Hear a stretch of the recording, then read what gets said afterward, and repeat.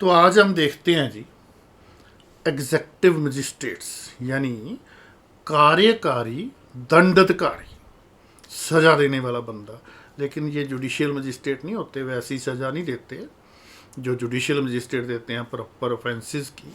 हाँ, एडमिनिस्ट्रेशन के मतलब और कुछ पुलिस पावर्स के मतलब और कुछ रेवेन्यू के मैटर्स के मतलब इनके पास मजिस्ट्रेट वाली पावर्स होती हैं। ये कार्यकारी दंडाधिकारी होते हैं। आज हम देखेंगे इनकी काइंड्स कि कौन कौन से मजिस्ट्रेट होते हैं, क्या इनकी ज्यूडिक्शन होती है, क्या सबॉर्डिनेशन होती है और कैसे डिवीज़न ऑफ वर्क होती है। सेक्शन 20 CRPC, जो सेक्शन 14 BNSS हो जाएगी अगर जुलाई में BNSS लागू हो गया तो। इन एवरी डिस्ट्रिक्ट, हर जिले में सरकार जितने चाहे एग्जेक्टिव मजिस्ट्रेट्स लगा सकती है, जितने चाहे। कार्यकारी दंडाधिकारी and shall appoint one of them to be the district magistrates. जिला दंडाधिकारी, जिसको हम DC बोल देते हैं, ये आमतौर पर इन सारे एग्जेक्टिव मजिस्ट्रेट्स का सीनियर होता है उस जिले में, अनलेस सरकार से कोई ज़्यादा ही प्रॉब्लम ना हो।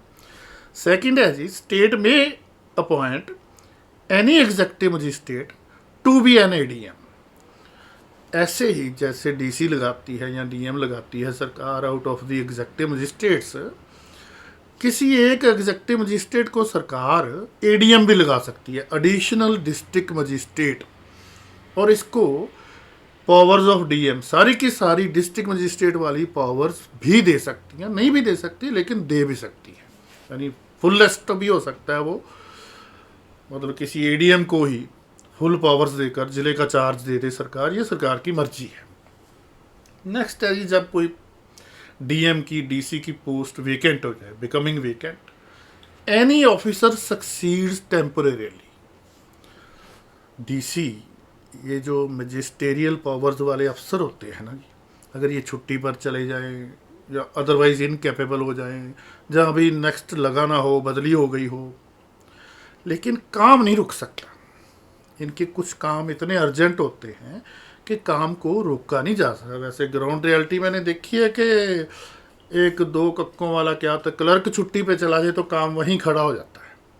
लेकिन बुक ये कहती है कि खास करके जिसके पास मजिस्ट्रेट वाली पावर्स हैं, वो बंदा अगर छुट्टी पे है या नहीं आया या बदल गया है या कोई और ऊंच नीच हो गई है, तो उसका जो नेक्स्ट जूनियर है, उसका जो ऑफिसर सक्सीड्स टेम्परेरीली, उसका जो नेक्स्ट जूनियर है वो उसकी सारी पावर्स यूज़ करेगा, यानी काम नहीं रुकने देगा जब तक सरकार नया बंदा नहीं लगा देती या उसकी पावर्स छीन नहीं लेती। नहीं तू नहीं यूज़ करेगा, दूसरा यूज़ करेगा, वट एवर।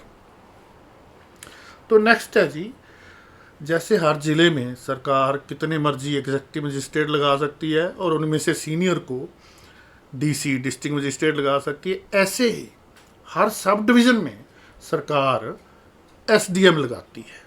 आपको पता ही है, आपने देखे हैं सब डिविजनल मजिस्ट्रेट। ये आमतौर पे छोटे शहरों में होते हैं, लेकिन जो बड़े ज़िले हैं ना, जैसे मान लो लुधियाना बहुत बड़ा ज़िला है, तो उसको भी नॉर्थ साउथ ईस्ट वेस्ट में बांट कर 4-4 SDM भी लगा दिए हैं सरकार ने या डिस्ट्रिक्ट मजिस्ट्रेट ने, ताकि क्योंकि काम इतना है कि एक SDM लगाओगे इतने बड़े ज़िले में तो काम ही नहीं चलेगा। तो इसके लिए आगे जी सेक्शन 24A कि ये जो SDM लगाने वाली पावर है सरकार के पास, ये सरकार DC को भी दे सकती है, DM को। इसका मतलब ये है कि SDM लगाने के लिए सरकार का जो क्या होता है, लाल फीता कई बार बहुत बड़ा हो जाता है, ब्यूरोक्रेटिक डिलेज जिसको बोलते हैं। वहाँ लोगों के काम रुके हैं क्योंकि SDM नहीं है, और इधर सरकार का चल रहा है इसको लगाएं उसको लगाएं, जो भी, इसलिए कि काम ना रुके, फटाफट लग जाए बंदा अगर पोस्ट खाली हो, तो ये पावर्स सरकार DC को दे देती है, डिस्ट्रिक्ट मजिस्ट्रेट को। वैसे बंदे फिर भी लगते वहाँ के लोकल मंत्री या MLA की मर्जी से ही हैं, और this is unfair, this shouldn't be. तो नेक्स्ट है जी ये है काम की पावर। ये आजकल बड़ी खबरों में है कि सरकार किसी भी कमिश्नर ऑफ पुलिस के ऊपर, यानी किसी भी कमिश्नर ऑफ पुलिस को एग्जेक्टिव मजिस्ट्रेट वाली पावर्स दे सकती है। अब ये क्या है, ये आपने नीचे देखा in relation to metro area. ये पहले सिर्फ मेट्रो एरियाज में होता था। वहाँ अंग्रेज अपनी सेफ साइड पहले सोचते थे कि कहाँ पुलिस, अगर कोई प्रोटेस्ट हो गया या मुजाहरा हो गया, जुलूस या कोई और अर्जेंसी आ गई, तो कहाँ पुलिस मजिस्ट्रेट को ढूंढती फिरेगी, एग्जेक्टिव मजिस्ट्रेट यानी डीसी, एसडीएम, तहसीलदार, नायब तहसीलदार। तो एक पुलिस ऑफिसर को ही पावर्स दे देती थी मजिस्ट्रेट वाली कि तू ही गोली के ऑर्डर दे देना। रफ लैंग्वेज में यही मतलब है इसका। तो जो कमिश्नरेट है, जैसे Delhi commissioner of police head होता है पुलिस का, जैसे हमारे ज़िलों में एसएसपी होता है, नीचे उसके डीएसपी होते हैं। हमारे ज़िलों में दिल्ली एसीपी होते थे, असिस्टेंट कमिश्नर्स ऑफ पुलिस, ऐसा कुछ। तो वहाँ जो कमिश्नर ऑफ पुलिस था उसको एग्जेक्टिव मजिस्ट्रेट वाली पावर थी उसके पास, यानी कोई गड़बड़ हो तो वो गोली चलाने के ऑर्डर दे सकता था। पंजाब, हरियाणा, बाकी स्टेटों में ऐसा होता था कि डीसी को अर्जी देनी पड़ती थी पुलिस को भी वहाँ जी गड़बड़ होने के चांस हैं, चलो साथ, अगर गोली के ऑर्डर देने पड़े तो आप ही देंगे, सिविल अथॉरिटी देगी, पुलिस के हाथ तो ये पावर दी नहीं जा सकती, मिसयूज़ होती है।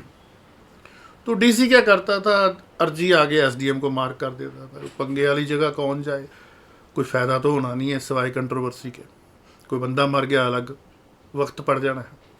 एसडीएम आगे तहसीलदार को मार्क कर देता है वही अर्जी, तहसीलदार आगे नायब तहसीलदार को मार्क कर देता है। यानी पंगे वाले काम में कोई नहीं जाना चाहता। क्या होता है, वो खाने पीने को बांदरी और डंडे खाने को रीछ। तो ऐसे काम में जो सबसे छोटा बेचारा फंस जाता है। तो ये सारी जो आगे से आगे काम को टालने की वो थी, उसको ख़त्म करने के लिए पुलिस वालों ने थोड़ा प्रेस किया। यहाँ पंजाब में भी कुछ जो बड़े ज़िले हैं वो कमिश्नरेट हो गए हैं। फ़र्क कुछ नहीं है, नाम का ही फ़र्क है। अगर कमिश्नर ऑफ पुलिस वहाँ हेड है इन ज़िलों में, जलंधर, लुधियाना में, तो आम ज़िलों में एसएसपी हेड है। बस नाम का ही फ़र्क है, नाम का ही फ़र्क है। फ़र्क ये है सिर्फ सेक्शन 20 ब्रैक्ट में 5 वाला फ़र्क, जो बदल के 6 हो जाएगा अगर जुलाई में बीएनएसएस लागू हुआ, कि यहाँ के कमिश्नर ऑफ पुलिस के पास एग्जेक्टिव मजिस्ट्रेट वाली पावर्स होती है। यानी यहाँ पुलिस ऑफिसर ही असला जो वेपन्स हैं उनके लाइसेंस भी रिन्यू कर सकता है, कहीं गड़बड़ वाले चांस हों तो गोली चलाने के ऑर्डर भी दे सकता है। ये फ़र्क रखा था अंग्रेज़ों ने अपने लिए, चलो हम भी यूज़ करने लगे। अब सड़कें बनेंगी किसी के लिए तो हमारे स्कूटर भी तो चलेंगे ना भाई। तो नेक्स्ट है section 22 jurisdiction. District magistrate, DC local limits तय करेगा कि कौन सा एसडीएम कौन से एरिए के मसले देखेगा। आमतौर पे रेवेन्यू से रिलेटेड जो मसले होते हैं, आपको पता है, इंतकाल वगैरह ये वो। अदरवाइज अगर जैसे मैंने आपको बताया Ludhiana north, south, east, west 4 SDM लगा रखे हैं।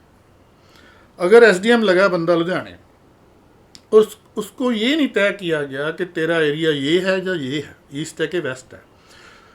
तो अगर एरिया तय नहीं किया डीसी ने या डीएम ने, तो सारे ज़िले का ही उसकी जुडिक्शन है, एक डिफ़ॉल्ट जुडिक्शन होती है।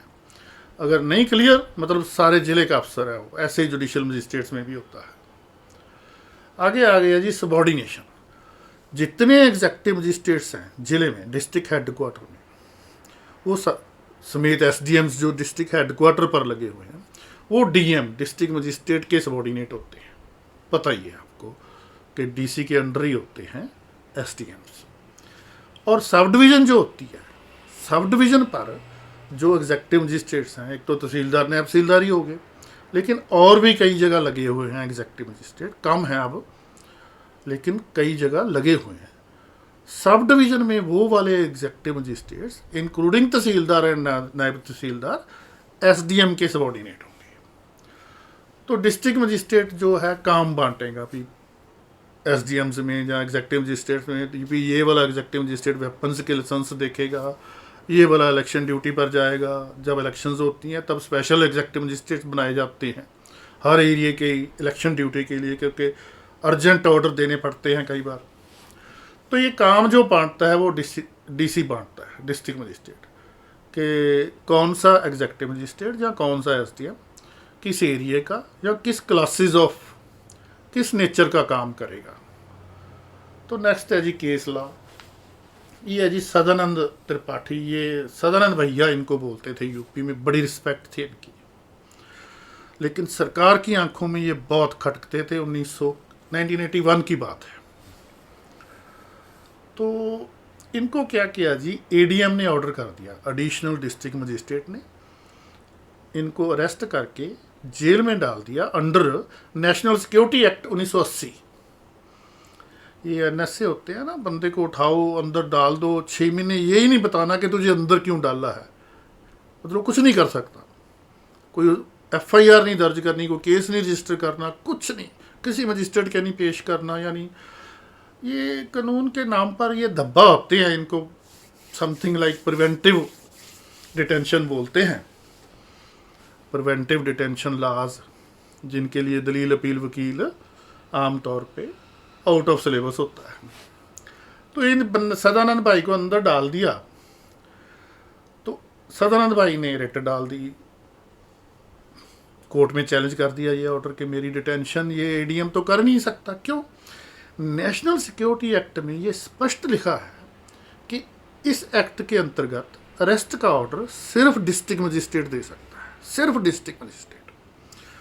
तो सरकार चाहती थी कि सदानंद को रखना अंदर ही है, बाहर नहीं आने देना, काम खराब हो जाएगा, सरकार का नुकसान होता होगा कोई। तो ये रिट डाली आफ्टर मिडल ऑफ 1981।